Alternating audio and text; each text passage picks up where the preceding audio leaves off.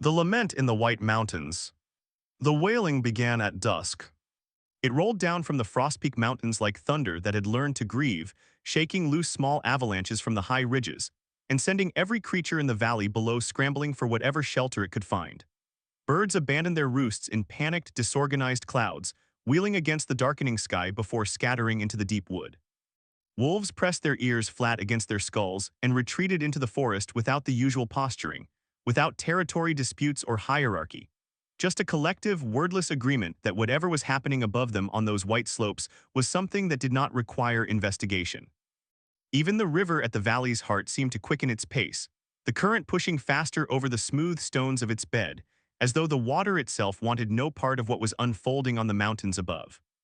The Ashenwing pack had lost one of their young. There were 7 of them, great-scaled behemoths whose wingspans could swallow the shadow of a barnhole and cast the ground beneath in a cold, moving dark. They were not the largest dragons known to inhabit the Frostpeak Range. There were older things in the deeper valleys to the north, creatures so ancient that their scales had calcified to something closer to stone than flesh, who had not moved from their mountain ledges in decades and had largely ceased to interact with the world below. The Ashenwing pack was different. They were present. They were visible. They circled their territory regularly, kept the upper passes clear of the territorial basilisks that nested in spring, occasionally drove wyverns out of the lower foothills when the smaller, meaner creatures crept too close to the farmland at the valley's edge. The people of Dunfall and the 3 smaller villages that clustered beneath the Frostpeak's shadow had made a kind of working peace with the Ashenwing pack over the span of several generations. Not a friendship, no one was foolish enough to call it that, but an understanding. The dragons did not burn the fields or take the livestock. The people did not attempt to climb the upper peaks or trouble the nesting grounds in the high calderas. It was an arrangement built entirely on mutual respect for the other party's capacity for destruction, and it had held for over 150 years without serious incident. But that night, as the sun collapsed behind the western peaks and the sky turned the color of a bruise, the sound that came down from the heights was not the usual distant rumble of wings or the occasional territorial cry. This was different in a way that bypassed reason entirely and went directly to the older, more animal part of the brain, the part that recognized grief before the thinking mind had time to name it. Ashenwing pack circled the upper snowfield in slow, agonized loops, their mournful cries overlapping and braiding into something that was less sound and more feeling. A pressure behind the eyes, a tightness in the chest that had no physical cause, the kind of resonance that settled in the sternum and refused to leave. People in Dunfall pressed their hands against their breastbones without knowing why. Children began to cry without being able to explain what was wrong. Dogs howled from their kennels and would not stop. An old woman named Petra, who kept the records of the valley's history in careful ledgers and had documented the Ashenwing pack for 40 years, sat down at her writing table and found that she could not make herself pick up her pen. She sat for a long time with her hands in her lap and stared at nothing and let the sound wash through her walls and into her bones. Dragons did not grieve quietly. They had never learned how, and they had never seen a reason to. The youngest of the pack, a 200-year-old female the others called Vareth, had gone missing 3 days prior during a storm of extraordinary violence that had buried the upper passes under 20 feet of new snow in the space of a single afternoon. She was small for her age, barely the size of a large house, compact where the adults were sprawling, with scales still carrying that soft, iridescent blue that young dragons held before the gray of centuries settled over them like frost on old stone. Her eyes were a pale, luminous gold, large in proportion even to her face, giving her an expression that the adults of the pack recognized as the look of a creature still assembling its understanding of the world, still in the stage of existence where curiosity outpaced caution. She had been playing at the edge of the tree line. This was a habit the pack's elder had attempted to discourage with limited success. Vareth was drawn to the boundary between the open snowfields and the dark, close press of the upper forest with an attraction that seemed to transcend ordinary interest. She liked the way the snow was different there, disturbed by animals, patterned with tracks, crossed by the shadows of branches into something more complex than the clean, blank white of the open slopes. She liked the sounds that came from beneath the trees, the drip of melt, the creak of loaded branches, the occasional rustle of something small moving through the undergrowth. She was, in the private assessment of the elder, a young creature who had not yet learned to be properly afraid of anything, and he recognized in this both a strength and a danger. She had been at the tree line on the afternoon the storm arrived. The blizzard had come down from the high range without the usual warning signs, no gradual build of cloud, no slow pressure drop, no advancing line of gray on the northern horizon. It had simply appeared in the way that the worst mountain storms occasionally did, as if the weather had made a decision and saw no reason to announce it in advance. A white wall, dense and violent and moving fast, sweeping down the upper slopes with a roar that was entirely different from the sound dragons made, colder, more indifferent, carrying no grief and no intent, only force. The adults had been in the high caldera when it hit, sheltered by the natural bowl of rock that served as the pack's primary den site. They had felt the pressure change, had heard the storm's voice building above them, and had made the reasonable assumption that Vareth, who was not without instincts even if her judgment remained undeveloped, would take cover accordingly. Young dragons had thick scales, powerful frames, and a body temperature that could maintain itself against conditions that would kill most living things. A mountain blizzard was not, by most assessments, a mortal threat to even a young dragon of her age and size. They had been wrong about that. Not about the biology, she was everything they believed her to be, physically resilient and warm-blooded in the extreme, but about the specific, unlucky geometry of what had happened at the treeline when the white wall came down. When the storm passed, 16 hours later, and the pack descended from the caldera to find her, there was nothing left but silence and an unbroken field of snow. No tracks, no disturbed surface, no sign of any living thing having been present in that place at all. The storm had buried everything with the thoroughness of something that had no interest in leaving evidence. The pack's elder, a massive scarred male named Dorak whose left horn had been broken off in a battle 3 centuries ago that he alone now remembered, landed heavily in the center of the snowfield and pressed his great head into the snow. The gesture was not one of defeat, exactly, Dorak had not yet decided it was defeat, but of something rower than strategy. Of a creature very large and very old doing the most basic possible thing, getting as close to the place where someone was lost as physics would allow. The sound he made was not a roar. It was smaller than that and somehow far worse, a low, resonant moan that vibrated not in the air but in the bones of the mountain itself. A frequency too deep for the human ear to properly process, felt more in the jaw and the feet and the back teeth than heard. The spruce trees at the snowfield's edge shivered without wind. The snow on the surrounding slopes shifted. The others landed around him one by one, folding their wings in against their bodies with the slow, deliberate care of creatures setting down something they had been carrying for too long. They pressed close together in the way of pack animals in distress, sides touching, necks low, none of them making the usual small sounds of greeting and acknowledgement that accompanied arrivals and departures in ordinary circumstances. There were no ordinary circumstances anymore. 7 enormous creatures, each one capable of reducing a village to ash in a matter of minutes, huddled together in the cold and the failing light like lost things. Like things that had not yet found a way to carry what they were being asked to carry. They had searched with everything they had. For 3 days prior to this evening, the Ashenwing pack had worked the snowfield and the surrounding slopes with a methodical intensity that spoke to both their intelligence and their refusal to accept what the silence was telling them. Dorak had organized it as he organized everything, with the efficiency of a creature who had been making decisions about survival for the better part of a millennium. 2 dragons at a time would work in parallel lines across the snowfield, exhaling controlled bursts of heat that melted the surface pack in broad swaths, exposing the layers below. When the first pass revealed nothing, they went deeper, claws driving into the hard pack, wings beating to clear the loose snow that filled the excavations as fast as they were dug. They worked in shifts, resting briefly in the caldera before returning, trading out so that fresh searchers were always on the field. They had melted acres of snowpack. They had dug trenches 10 feet deep that bisected the snowfield in a grid pattern that would have made a military surveyor nod in grim approval. They had called her name in the language that dragons used only for their own kind, not the territorial roars and challenge cries that humans occasionally heard from the valley, but something older and more private. A language of combined sound and heat and resonance that could carry for miles across open terrain, that could pass through stone and packed ice, and the dense wood of old-growth forest. A language that a young dragon buried deep in the snow should have been able to feel in her scales even if her ears could not find it. There had been no answer, there was never any answer. On the second day, Dorak had expanded the search to the treeline and below, following the likely paths that Vareth might have taken when the storm came down. The forest yielded nothing. The wind had scoured the upper slope clean of any tracks that might have existed before the storm, and the storm itself had obliterated everything that came after.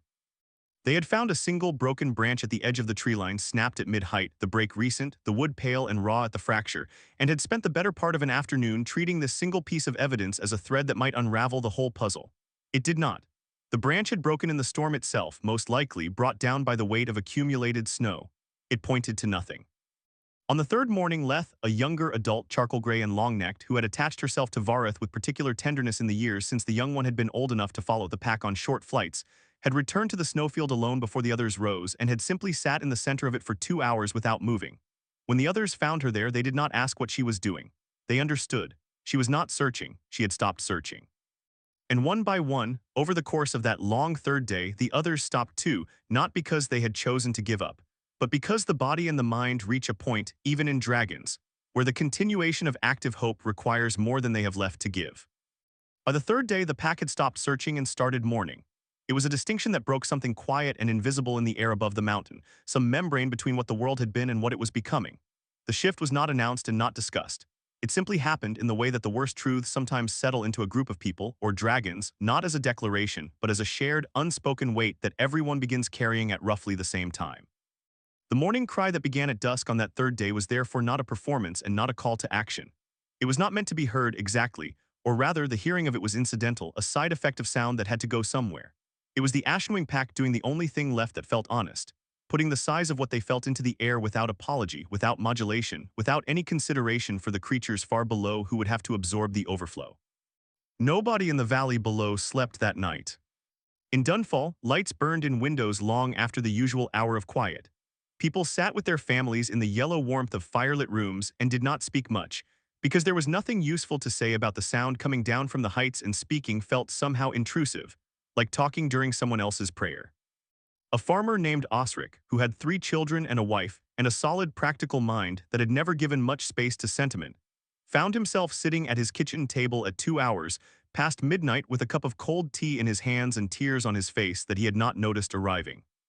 He wiped them away with the back of his hand and sat for another hour in the quiet of his house, listening, unable to explain to himself or anyone else why the grief of creatures he had never met and would never speak to felt, in that particular darkness, so entirely like his own.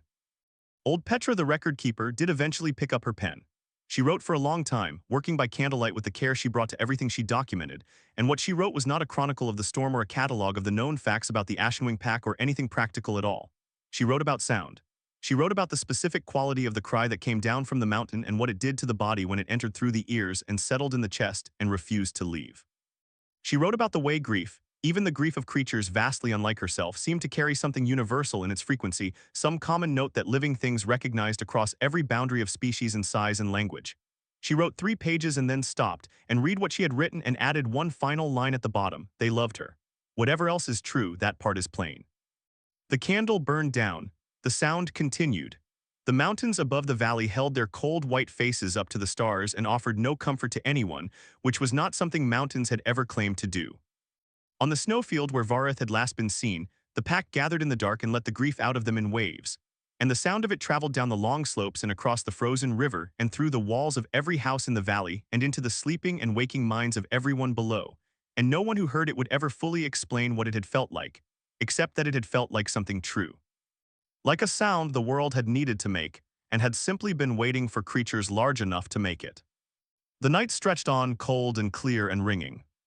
In the snow beneath the snowfield, in a hollow formed by chance and physics and the particular arrangement of 2 fallen spruce trees, something very small and very alive lay curled around the last of its warmth and breathed in slow, shallow rhythms, and did not yet know that anyone was coming. But the night was long, and the mountain was patient, and morning, as it always did, was on its way. The shape in the drift. Kale had not intended to be on the mountain at all. He was a trapper by trade, 26 years old, lean in the way that men who work hard in cold places tend to get lean, not the lean of deprivation but the lean of constant use, of a body that had been asked to do hard things regularly enough that it had stripped itself down to exactly what was needed and kept nothing in reserve. He had a beard that had grown more impressive than he'd originally planned, started in the practical spirit of autumn warmth, and now occupying a more significant portion of his face than any conscious decision had intended. His hands were mapped with old scars from lines and catches, and the particular occupational hazards of a life spent setting and retrieving traps in terrain that had no interest in making itself convenient, thin white lines across the knuckles. A deeper one along the base of his left thumb where a trap had caught him at 17 and taught him a lesson about complacency he had not needed to be taught twice. His eyes were the gray-green of river shallows, set in a face that spent most of its year weathered by altitude and cold into an expression of permanent, untroubled assessment. He had been checking a trapline on the lower eastern slope when the dragon Mourning song started up, and his horse made the entirely reasonable decision to leave without him. The horse, a stocky dun mare named Brecken, who was in most respects an excellent working animal, and who had carried Kale through 4 years of mountain trapping with a reliability bordering on the saintly, had lasted approximately 40 seconds after the first wave of sound rolled down from the peaks before concluding that her professional obligations did not extend to this particular situation. Kale had heard the sound hit her the way a stone hits still water, felt the change go through her body from her hindquarters forward, and had managed to get his pack off her back before she relocated herself to somewhere considerably further down the mountain at a speed that suggested she had been planning the exit longer than the 40 seconds implied. He did not blame her. He had stood in the fatting afternoon light with his pack at his feet and listened to the sound coming down from the heights and understood completely why every animal within range was making the same decision.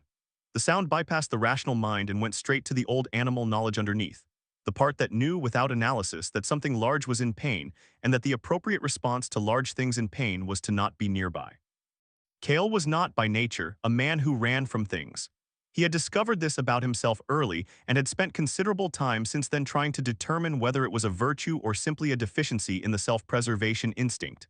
The jury remained out. That had been 12 hours ago.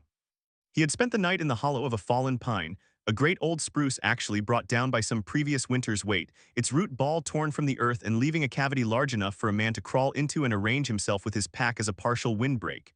It was not comfortable. Comfort had not been on offer. What it was survivable, which in the mountains was the standard against which all accommodation was measured.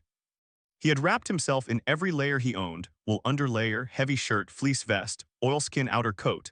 The emergency blanket he carried folded in the bottom of his pack on the theory that the day he didn't have it would be the day he needed it, and had lain in the hollow with his knees drawn up and listened to the sound that rolled down from the peaks overhead. He had tried, with limited success, not to think about what was making it. He knew about the Ashenwing pack the way everyone in the valley knew about them, at a respectful and comfortable distance that had been carefully maintained across several generations of mutual non-interference. They were old. They were large in a way that the word large failed to adequately represent.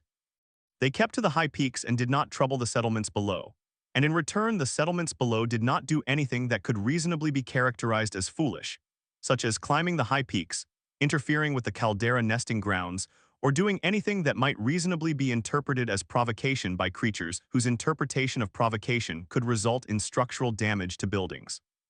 Kale was, he acknowledged to himself in the gray and granular light of early morning, currently on the high peaks. He had arrived here through the incremental logic of a situation that had made sense at each individual step, while somehow producing a result that made no sense at all. The horse leaving, the need to find shelter before dark, the hollow that was another 100 meters up the slope from where the horse had departed, the way that 100 meters up became 200 while he was focused on the immediate problem of survival. And the way that morning light had revealed that he was now considerably higher on the eastern slope than any part of his original plan had contemplated. He spent a few minutes taking inventory of his situation with the methodical calm that the mountains had trained into him over years of small emergencies. He was cold, but not dangerously so. The hollow and the layering had done their work. He had water from the canteen he'd kept inside his coat against his body to prevent freezing, and he had the means to melt snow for more. He had enough food in his pack for 2 days if he was careful. He had his pole, his small camp spade, his fire kit, his emergency line, and the collapsing skinning knife he carried in his boot. He was not lost. He knew the lower eastern pass was roughly 2 hours of careful travel west and below his current position. He was not, by any objective measure, in serious trouble. The dragon morning sound had quieted somewhat in the early morning, dropping from the full-throated active wailing of the previous night to something that pulsed at intervals like a heartbeat made of sorrow. Still present, still pressing against the inside of the chest in that particular way. But reduced the way a fire reduces not when it is extinguished, but when it has burned through the largest of its fuel and settled into something more sustainable and longer-lasting. Kale packed his hollow with the automatic efficiency of a man who had been breaking camp in difficult conditions since his early teens. He shouldered his pack, took his bearing on the sky clear today, sharp blue above the peaks, the light coming in at a low winter angle that turned the snow's surface into a field of small mirrors, and began working his way across the slope toward the lower pass. He moved carefully. This was not timidity but competence. Mountain snowfields in late winter were layered systems of variable density and unpredictable behavior, and the appropriate way to cross them was slowly, with a long pole testing the surface ahead, reading the small signs that distinguished trustworthy pack from the bridged hollows and sun-weakened crusts that could drop a man into a snow hole in an instant. He had known trappers who moved fast across snowfields because they had crossed them before without incident, and he had attended the funerals of 2 of them. He moved with his pole, and with his attention fully allocated to the surface ahead and to the sound, always the sound of the pack shifting around his feet. He was crossing the edge of the snowfield, perhaps two-thirds of the way across its widest point, when he heard it. Not the dragons, something else. He almost didn't catch it. It arrived in a gap between one pulse of the morning sound and the next, in a half-second of relative quiet, so faint that his first instinct was to file it under asterisk wind, acoustics, mountain sounds that mean nothing, continue walking. He had taken another step before something made him stop, not a conscious decision but a physical one, the body responding to information the thinking mind had not yet fully processed. A sound, thin, high, intermittent, almost musical in the way that suffering sometimes produced a note without intending to. Almost like a resonance rather than a sound at all, the kind of vibration that came not through the air but through the medium it was traveling in, through the snow beneath his feet. Almost like a name being called from somewhere very far away, or somewhere very close, buried under a great deal of snow. Kale stopped. He stood absolutely still, his pole held in both hands, his weight distributed evenly, the cold biting at the exposed skin of his face with the particular intimacy of a high-altitude morning wind. He made himself breathe shallowly, reducing the noise of his own respiration, and he listened with the full and focused attention that trapping had developed in him over years, the ability to receive information from the environment without filtering it through expectation. To hear what was there rather than what he was looking for. There it was again. Faint, very faint, coming from below him, not from the slope above, not from the peaks, but from directly beneath the surface of the snowfield he was standing on. A vibration more than a sound, felt in the soles of his boots and traveling upward through his legs, carrying the specific quality of something alive, something rhythmic. Something that was, even as he registered it, losing its rhythm slowly and badly, the intervals between pulses growing irregular in a way that the body recognized as wrong without needing to be told why. He moved without deliberation. Later, when he had occasion to think about it, he would not be able to identify the exact moment of decision, whether he had decided or whether his body had simply begun and his mind had followed. He dropped to his knees on the snowfield surface, pressed one ear flat against the snow, and listened through 6 inches of packed powder to the faint, struggling signal below. Alive? Something was alive down there. Something larger than a rabbit and smaller than the thought of asterisk dragon that had not yet fully arrived in his conscious mind, because the conscious mind was still busy managing the information in manageable pieces. He pulled out his collapsing camp spade. It was a modest piece of equipment, more spade than shovel truly, the blade no bigger than a large man's hand, the handle telescoping to 18 inches when fully extended. It was the kind of tool that trappers carried not because it was ideal for any particular task, but because the mountains generated situations that required moving earth and snow, and you could either have the spade or you could wish you had it. Cale had carried it for 4 years and used it perhaps a dozen times for small, practical purposes. He had never attempted to excavate a snowfield with it. He started digging. The first layer was the easy part, recent snow, loose and light, the kind that piled up in the storm's final hours when the wind dropped and the flakes fell straight and soft. It moved quickly, and he moved it quickly, his arms working in the short, efficient strokes that tight spaces required, building a pile to his right and keeping the hole's walls as vertical as he could manage. His breath came in visible clouds.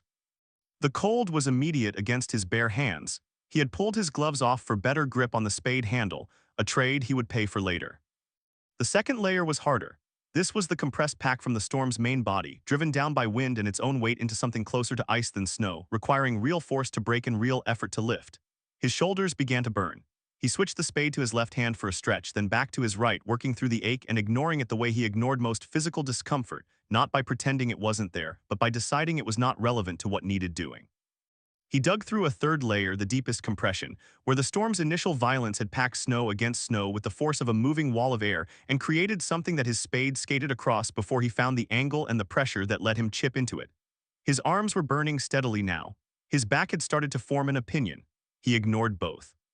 He had been digging for, he estimated, though time had become less reliable, close to 20 minutes when the spade struck something that was neither snow nor rock. He felt the difference immediately before the sound of it registered. Rock had a specific quality of impact, a vibration that traveled up the tool's handle and into the palm like a full stop, final and hard and certain. Snow was soft, absorptive, swallowing the blow without returning it. What he had struck was neither of these things.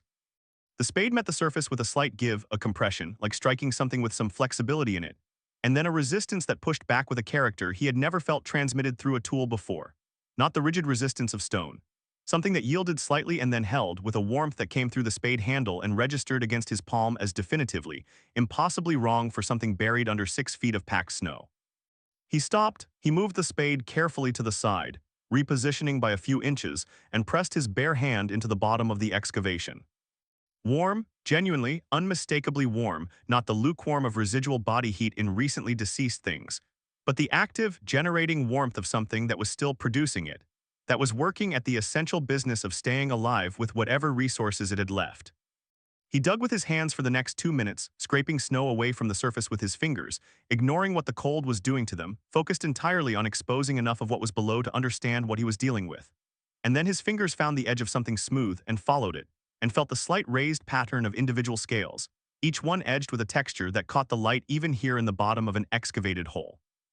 And the color of them, when enough snow was cleared away to see it clearly in the narrow shaft of winter light that reached the bottom of the hole, was blue. A soft, iridescent, unmistakable blue that shifted between cobalt and aquamarine as the angle changed, with a depth and luminosity that no manufactured dye or pigment had ever successfully replicated and that no living creature produced except one. Kale sat back on his heels and stared at it.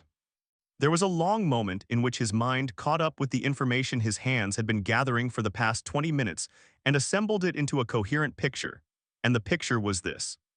The morning sound that had kept the entire valley awake for the past 12 hours. The sound that had sent his horse down the mountain without him and driven every animal in the forest into retreat and pressed grown men in their own kitchens to tears they couldn't explain. That sound was looking for what his spade had just found. "Oh," he said quietly to no one in particular, in a voice that came out smaller and more careful than his usual register. "Oh, that's what that is."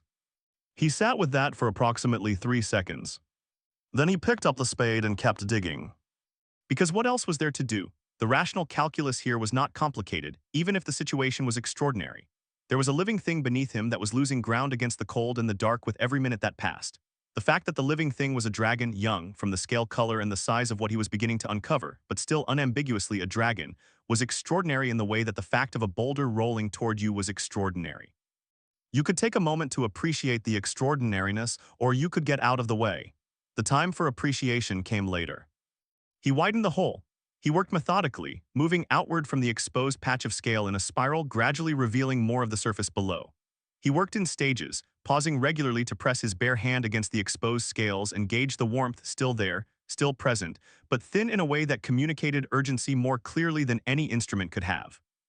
The hollow came into view as he dug, the accidental architecture of 2 fallen spruce trees whose crossing trunks had created a roof of wood and snow that had preserved a pocket of air in the storm's aftermath, just large enough for the creature that had, by some combination of instinct and luck, ended up inside it.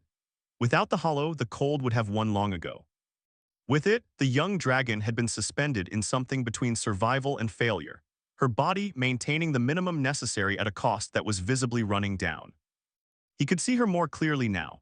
She was curled in the way of sleeping animals, or of animals that had moved past sleeping into something more desperate, with her neck bent around and her tail wrapped inward, the classic shape of a creature conserving heat in the only geometry available to it.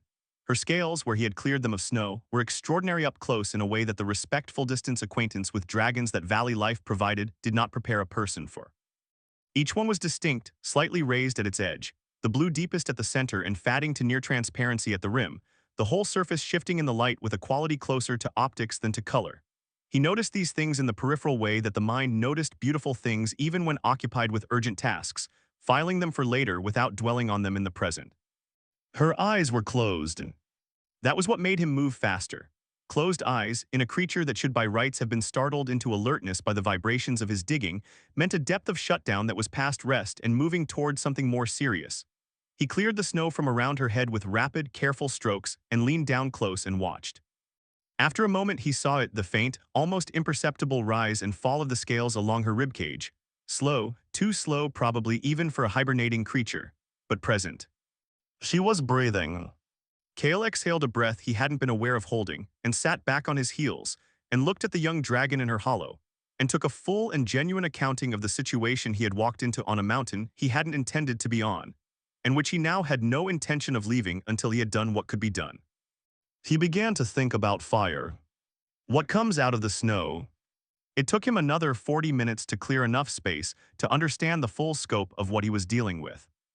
He worked in expanding stages, moving outward from the initial excavation with the methodical patience that the situation demanded and that Kale's nature supplied without effort. He had always been, his mother had observed when he was young and she was still alive to observe things, a person who became calmer as circumstances became worse. She had not said it as a compliment exactly, there was something in it that she found faintly unnerving, the way her son would grow quiet and focused and utterly unhurried at precisely the moments when everyone around him was doing the opposite.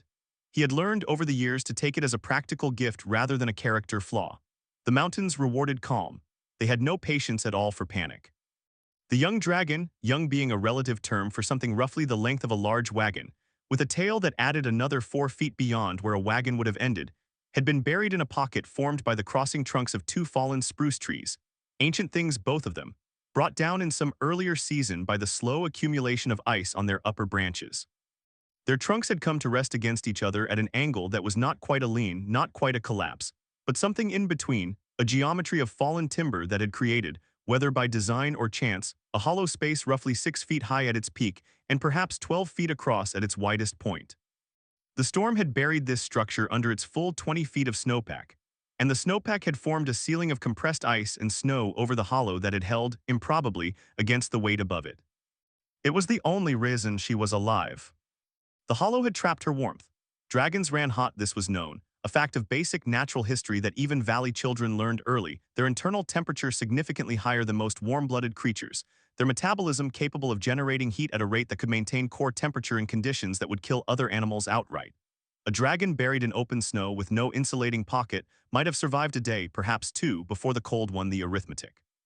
But the hollow had changed the equation.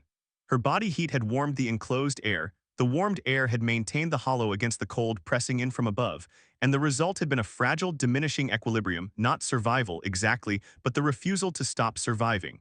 A distinction so narrow as to be nearly invisible but real. She was alive, barely in a way that the word barely did not fully represent, but alive. Her body heat had maintained a thin envelope of warmth around her that Kale could feel when he pressed his hand against the cleared scales, present but thin. Like a fire that had burned most of its wood and was working through the last of its fuel with a careful, concentrated intensity, every calorie directed inward, nothing wasted on anything beyond the essential. She had folded her wings tight against her body in the storm, some instinct of self-preservation operating even in the worst of it, and the folded wings had added their own insulation, trapping a secondary layer of warmth between the membrane and the scales beneath. He cleared the snow from her systematically, working from the head backward along the spine, exposing the folded wings and curled body section by section to the open air. This was a compromise he had not loved. Open air meant cold, and cold was what he was trying to address, but the snow's weight on her body was a different problem, a pressure against the lungs and the ribcage that even dragon physiology had to work against, and removing it bought her breathing room in the most literal sense. He could feel the change after he cleared the main body section, a slight deepening of the ribcage's movement, the exhalations becoming fractionally fuller. He worked without speaking for this part, focused entirely on the mechanics cataloging information as he uncovered it with the same detached attention he brought to reading a new stretch of terrain. No visible wounds that he could identify, the scales were intact, no tearing or cracking along the joints of the wings, no discoloration that suggested injury beneath the surface. What she was suffering from was not damage but depletion. Cold and time and the enormous metabolic cost of simply maintaining herself in these conditions had run her down toward empty. She needed warmth and water, and eventually, food, in roughly that order of urgency. He needed to build a fire. The fallen spruce trunks that had formed her hollow were a resource. He recognized this with the practical eye of a man who had spent years assessing environments for what they could provide. The outer wood was frozen solid, useless, but the inner sections, protected from the worst of the cold and the wet by the outer bark and by the hollow itself, were merely damp. Resinous, too, in the way of spruces, the kind of wood that burned hot and fast and gave off a black-edged smoke that meant it was working. He pulled sections free with both hands, breaking them against his knee when he needed shorter lengths, piling them into a rough pyramid in the open space at the lip of the hollow where the fire could throw heat inward across the exposed scales. His fire kit was dry. He kept it in a waterproof pouch against his body, another lesson learned early and not forgotten. And the tinder caught on the second strike of the flint, the dry moss he carried for exactly this purpose, taking the spark and holding it while he fed in the smallest pieces of splintered spruce wood, breathing carefully until the small flame became a sustained one and the small fire became a real one. He fed it steadily and watched the heat cross the space toward her. Her eyes opened somewhere in the first 10 minutes of the fire's life. Not fully a slow, resistant movement, like something that required effort in proportion to how far the reserves had been drawn down. The lids parted to a narrow line and then a little wider, and the gold of her irises showed itself in the firelight. Dimmed, the luminous quality that the pack circling had displayed even at a distance, that depth of color that seemed lit from within, was reduced to something pale and struggling, a lamp turned very low, still burning but barely. She looked at him. He looked at her. There was a long moment in which neither of them moved. Kale, who was not given to self-examination during active situations, was nonetheless aware of the specific quality of that pause, the weight of looking into eyes that were not human, that were shaped differently, set differently, carrying a different history in them, and finding in them nevertheless something that communication happened across. Not understanding exactly, something prior to understanding, recognition. All right, he said, because Kale was not a man given to long speeches, and especially not to dying dragons on frozen mountainsides where brevity felt both honest and appropriate. Let's see what we can do. He could not move her. This was a simple physical fact that he assessed and accepted without grief in approximately 2 seconds. She weighed, at any conservative estimate, considerably more than everything Kale had ever owned combined, including the horse that had recently abandoned him, and she was folded into the hollow with her limbs at angles that could not be safely altered without more personnel and equipment than the current situation provided. Moving her was not an option. Making the immediate environment better was. He fed the fire. He collected every piece of usable wood within the radius he could cover without losing sight of her, building a supply pile that he estimated would last several hours if he was careful about feeding it. He repositioned the fire twice, adjusting the angle to maximize the heat's path across the exposed scales, watching the effect. The first evidence of improvement was subtle, a slight slackening in the tension that had kept her curled so tightly, as though muscles that had been locked in a cold survival contraction were beginning, carefully, to remember that they could do something else. He gave her water. His canteen was metal, kept inside his coat at chest level, and the water in it was cold but not frozen. He had a small camp cup, tin dented, the handle repaired twice with wire, and he set it on a flat stone beside the fire and melted snow in it, watching the surface tension release as the flakes collapsed into liquid. He brought the cup carefully to the edge of her mouth and waited. For a long moment nothing happened. Then her tongue moved, forked dark blue. It emerged with a slowness that spoke to the same effort that had opened her eyes, and it found the rim of the cup and drew water from it in a motion that was both alien and entirely recognizable as the motion of a creature that was thirsty and knew what to do about it. He refilled the cup and offered it again. She took this one more readily than the first. He watched her throat move as she swallowed. Above them, from somewhere high on the peaks, the morning sound had resumed. It was different now than it had been during the night, lower in volume, more intermittent, with a quality of exhaustion in it alongside the grief. The sound of creatures who had been at something for a long time and had not yet found a reason to stop, but were running low on the energy that sustained it. It rolled down the slopes in pulses, and in the hollow at the snowfield's edge, the young dragon's body responded to it in a way Kale could see, a slight tension in the neck and the jaw. Something that recognized what it was hearing even through the fog of hypothermia and depletion. "They're looking for you," he said, because the silence felt wrong and because she seemed, however dimly, to be aware of him in some meaningful way. Talking was not a strategy, exactly. He had no reason to believe she understood him, but it was something to do with the mouth while the hands worked, and it kept the silence from settling in the way that silences in dire situations tended to settle, weighted and cold. "Your pack. They've been at it for days, from the sound of things. Made quite an impression on the valley, kept everyone awake. My horse left me over it." He added another piece of wood to the fire and watched the flame adjust. "I don't hold that against them." Her eye tracked to him. Slowly, with effort, but with the specific quality of directed attention rather than the unfocused wander of a gaze that was not registering what it looked at. He took that as a good sign and kept talking. "You just need to warm up and get your voice back," he said. "That's the whole job right now. Warm up enough to make noise and they'll hear you, that's all." He paused, considering the fire. "I've been told I'm a good talker for someone who doesn't say much. My opinion is those are compatible qualities. You can talk a lot when you need to and still not fill in the space with words that aren't pulling their weight." He was aware, in a peripheral way, that he was explaining his personal communication philosophy to a semi-conscious juvenile dragon on a frozen mountainside, and that this was one of the stranger circumstances in which he had found himself, and that the strangeness of it would likely be more apparent later, when he had the distance to look back at it. Right now, it was simply what he was doing. He stayed with her for 3 hours. He fed the fire until he had burned through every piece of usable wood within 20 meters, ranging out in careful circles from the hollow to gather deadfall and broken branches, moving fast and coming back, always coming back, keeping the fire between one state and the next without letting it drop below the threshold where it stopped being useful. His sense of the fire's requirements became automatic, the way all repeated physical tasks eventually became automatic. He could feel when it needed feeding without looking directly at it, the way a person can feel when a room has gotten too cold without consulting a thermometer. He talked about the trapline on the eastern slope, describing the specific locations and the reasoning behind them. Why a trap set on the downhill side of a boulder produced different results than one set in open ground. How you read the snow for the signatures of different animals. What it meant when a trail went cold overnight versus when it went cold gradually over several days. He talked about the valley, the market at Dunfall that ran on the first dry day of every month, the particular quality of the light in the hour before sunset when the whole valley floor went gold, and the shadows of the frost peaks stretched east in long blue lines. He talked about a pike in the river's deep central channel that he had been attempting to catch for 2 seasons with a persistence that had become, he acknowledged, somewhat personal. The pike had outsmarted 3 different approaches and seemed, on the available evidence, to be aware of him specifically. He was not sure why he talked about the pike at such length.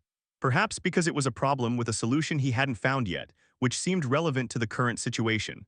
Perhaps because it was simply the thing that was in his mind when he needed something to say, a reliable conversational fallback. Perhaps because the pike story made him sound slightly less competent than he actually was.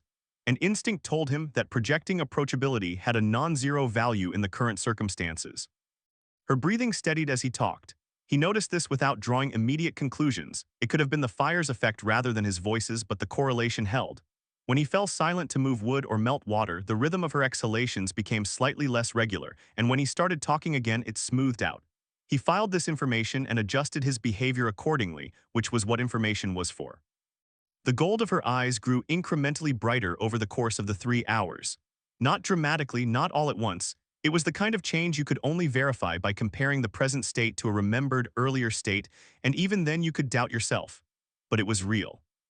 The dimness receded in small steps, the depth returning, the quality of attention in her gaze becoming less effortful and more present, until by the end of the 3rd hour she was watching him with something that resembled, in its quality if not its cause, the way people watch something they found both unexpected and worth understanding.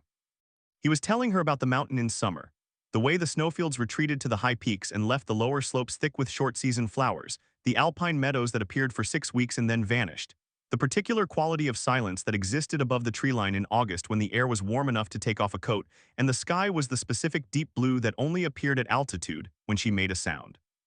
It was small at first, a creaking exhale that vibrated at the back of the throat and climbed slowly, finding its frequency, the way a voice finds its register after long disuse, uncertain at the beginning, gathering certainty as it rose. It built from a low resonance to something that crossed the boundary from sound into something more than sound, the frequency shifting into the range that Cale felt in his back teeth and his collarbone before he heard it properly in his ears. It climbed in pitch and in volume, rough at the edges, unpracticed after days of silence and cold, but increasingly itself, increasingly recognizable as a voice, a real one with intention in it and direction. When it reached its full pitch, it rang off the rock faces of the surrounding peaks like a bell struck with a hard hand, the echo returning from 3 directions simultaneously. The sound multiplied and directed upward and outward in a pattern that was almost certainly not accidental, that carried the shape of something designed to carry far and to be specifically recognizable to specific ears. The mourning sound from the peaks stopped. The silence that followed was the particular silence that arrives after a sustained loud sound has ended, a silence that was itself loud with the memory of what had just filled it. Cale sat with it and counted without meaning to. 4 seconds approximately. Then the sky above the snowfield went dark with wings. They came down from the peaks fast, not the slow, agonized circling of the past 3 days, but direct, purposeful, the movement of creatures that had received information they had stopped hopping to receive, and were responding to it with every bit of speed their enormous bodies could generate. Cale heard them before he saw them, the beat of their wings a sound like weather, like a pressure front moving in. He looked up and saw 7 shapes against the blue sky, descending in loose formation, growing from distant to large to immense with a rapidity that the rational mind had difficulty fully processing. He had enough time to think * move sideways and to act on the thought, stepping away from the hollow's edge before Doruk came down. The Elder's landing hit the snowfield with an impact that Cale felt through the soles of his boots before the sound of it reached him. A concussive displacement of earth and snow that sent a wave of compressed air outward in all directions, and knocked him sideways into a drift with the matter-of-fact efficiency of a wave taking a person off their feet. He went in face first, and came up spitting snow and brushing it from his eyes in time to see Doruk driving his great head down into the hollow with a gentleness so at odds with the violence of his arrival that it constituted its own kind of shock. The old dragon's head scarred massive, the broken left horn a blunt stump above his eye moved over Vareth with a carefulness that had no business existing in something so catastrophically large, the movement slow and deliberate and very tender. He rumbled low and constant against the top of her head, nose pressed to the spot between her eyes, a sound that had no frequency Kale's ear could properly parse, felt more than heard, more presence than sound. She answered him something small and creaking and warm, her head tilting slightly upward toward his, and the rumble deepened. The others came down around them in rapid succession, each landing managing somehow to be both enormously heavy and careful of the hollow and the creature inside it, their positions arranging instinctively into a loose circle that faced outward as much as inward a protection Kale registered even in reunion. Old habits of pack behavior, the instinct to encircle and guard running alongside and concurrent with relief. They called to her and to each other, overlapping sounds of a language Kale could not parse beyond its emotional content, which was clear enough without translation. The grief of the last 3 days collapsed into something that had no clean name in any human language. It sat in the chest differently than grief had in the same location, occupying the same space, but transformed in character into something that the body received as release. Like the moment a held breath is finally fully let go, the whole chest and ribcage surrendering the held tension at once. Like a knot untied. Like something that had been weight discovering it could put itself down. Kale picked himself up out of the drift. He brushed snow methodically from his coat and his beard and the front of his hat. He stood quietly to one side of the reunion at a distance that felt appropriate, which was far enough to be out of the way and close enough to observe. He was not sure what happened now. He had not planned past this point, because this point had not been guaranteed until approximately 4 seconds ago. It was Doruk who turned to him first. The elder dragon's movement was unhurried, a slow rotation of the great head, the deep amber eyes moving from Vareth to the fire to the excavated snow to the man standing at the hollow's edge with snow still on his shoulders. He took his time. He looked at all of it the way a very old creature looked at things, with the patience of something that had learned not to reach conclusions before the evidence was complete. Then his eyes settled on Kale and stayed. At close range, the elder was immense in a way that distance, even the respectful valley distance at which most people experienced the Ashenwing pack, failed entirely to prepare a person for. It was not just the size, though the size was staggering. It was the specific weight of age in the amber eyes, the layered quality of the scarred scales, each new scar laid down over older ones in a geological record of centuries. Looking into those eyes felt less like meeting a gaze and more like looking through a window into something vast and unhurried and very, very old. Into a perspective from which the span of a human life was a small thing, not unimportant, but small, a season's duration against a millennium's. Kale held the gaze without looking away because looking away seemed wrong, and because the thing in those eyes, for all its age and its scale, was not hostile. It was assessing, with the thoroughness of a mind that assessed things carefully because it had been wrong before and had learned the cost of being wrong. He let himself be assessed. Doruk looked at him for a long moment.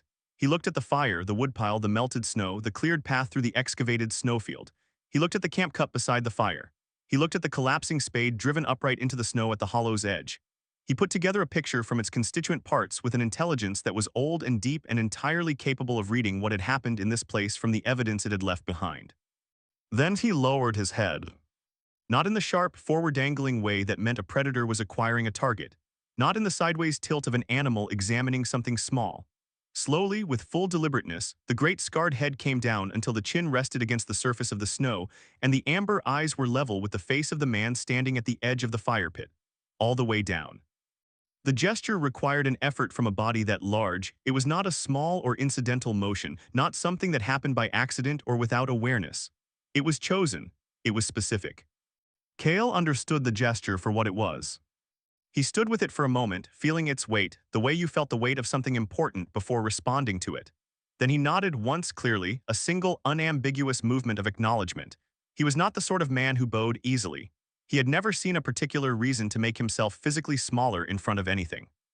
But he was absolutely the sort of man who recognized a debt acknowledged, and knew how to receive it with the respect that both the debt and the acknowledgement deserved. "Get her home," he said, his voice came out level. "She's been in the cold long enough."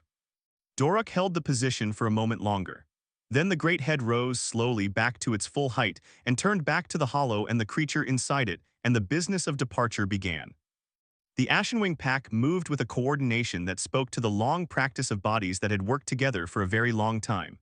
Two of the larger adults positioned themselves on either side of the hollow, their movements deliberate and careful, working together to support Varith as she was eased upright for the first time in 3 days. She was unsteady, her legs taking her weight with an effort that was visible, but she was on them, and the others moved around her with a patience that asked nothing of her beyond what she could give. Leth, the charcoal-gray female who had sat alone on the snowfield on the third morning, stayed closest, her neck alongside Varith's, the two of them moving in a closeness that needed no explanation. They lifted into the air together, not a single explosive departure but a staged, careful ascent, the two supporting adults rising close on either side of Varith, the others forming a loose surround above and below.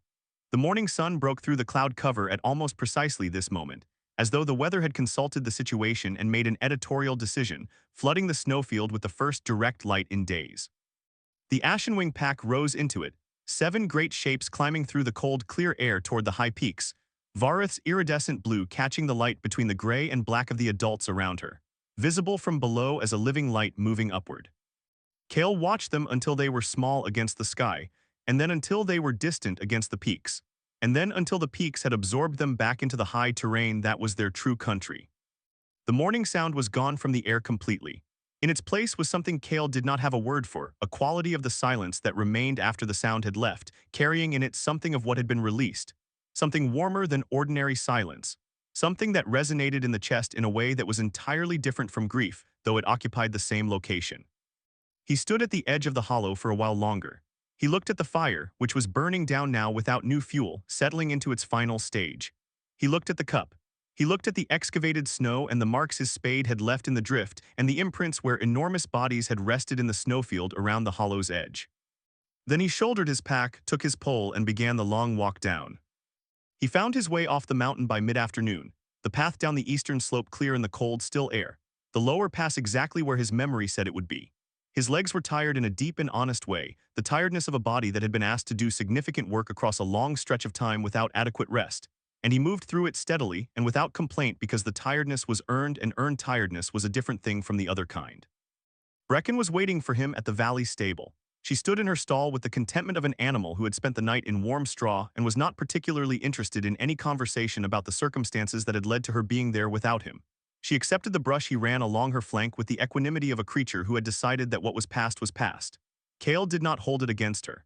He had meant what he said about that. He never told most people what had happened on the slope. The valley already formed a reasonably specific opinion of a man who spent his working hours alone in the high peaks checking traplines, and there was nothing to be gained by providing additional evidence for whatever conclusion they had already reached. He told his neighbor Osric, who had a solid mind and no appetite for gossip, and Petra the record keeper, who he trusted to write it down accurately and file it where it would not cause trouble. Both of them listened without interrupting, which he appreciated, and neither of them asked questions that required him to characterize the experience, which he appreciated more. Life in the valley continued in the way that valley life continued, seasonally practically, with the slow accumulation of ordinary days that constituted most of what any life was made of. He finished the season's trapline. He worked on the pike problem with a patience that was beginning, even by his own standards, to border on the unreasonable. He repaired the stable roof before the spring thaw. He did the things that needed doing in the order they needed doing, which was the basic principle by which he organized his existence, and which had served him without major failure for 26 years. But for the rest of his life, on the days when the weather over the frost peaks was clear and calm, and the visibility stretched all the way to the high ridge, he sometimes looked up and saw it, a flash of iridescent blue among the gray-brown rock of the upper peaks, distinct in color from everything around it, catching the light in a way that was unmistakable, circling once low and slow in a wide arc over the upper snowfields. Then again the circle tightening slightly, the altitude dropping fractionally, close enough to be deliberate, far enough to be respectful. Then climbing again, turning back toward the high caldera, growing smaller against the sky until the peaks absorbed it. He always nodded back. He did not think of it as a remarkable arrangement. He thought of it as an accurate accounting. Something had happened on the mountain, something real and specific, and the acknowledgement of it was real and specific in return. Dragons, as best as anyone in the valley understood them, did not forget things. They had centuries in which to remember and nothing pressing enough to crowd out what mattered. The visits were not, he thought, about gratitude or not only about that. They were about accuracy. About a record being kept by a creature old enough to understand why records mattered. Some debts, he had learned, were not forgotten by creatures that had centuries in which to remember them. And some things that happened in the cold and the silence of the high mountains, witnessed by no one and recorded nowhere, were nonetheless real in the way that the most important things tended to be real, not because they were witnessed, but because they happened, and because the creatures involved in their happening knew exactly what they had been. The mountain kept its cold white face turned to the sky, as it always had. The pack flew their territory with the ease of things entirely at home in the heights. The valley turned through its seasons below. And sometimes, on the clear days, a man looked up from whatever he was doing and nodded at the sky.